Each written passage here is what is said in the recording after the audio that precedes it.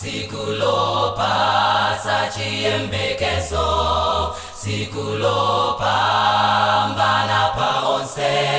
sikula chisanu chiwili, Mulungu yo analenga dziko, ndizo sezo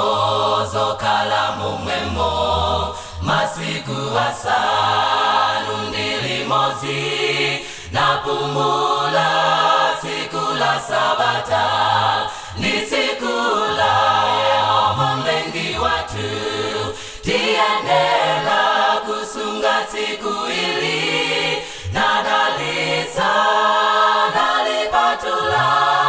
nayeletsa tsiku la Sabata, ni tsiku la Yehova mlengi watu,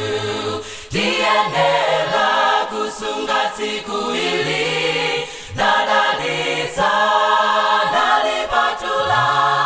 nayeletsa tsiku la Sabata,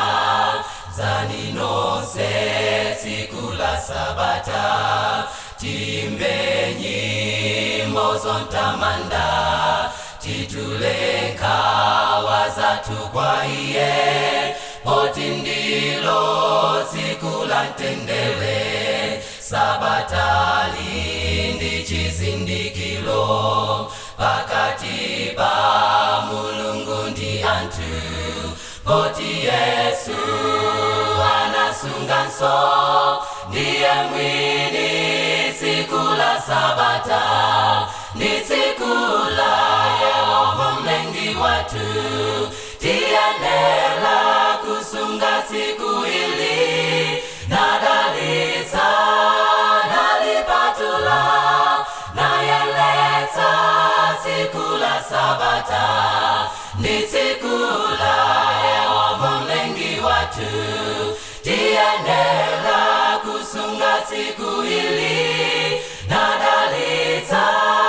nalipatula, nayeletsa tsiku la Sabata.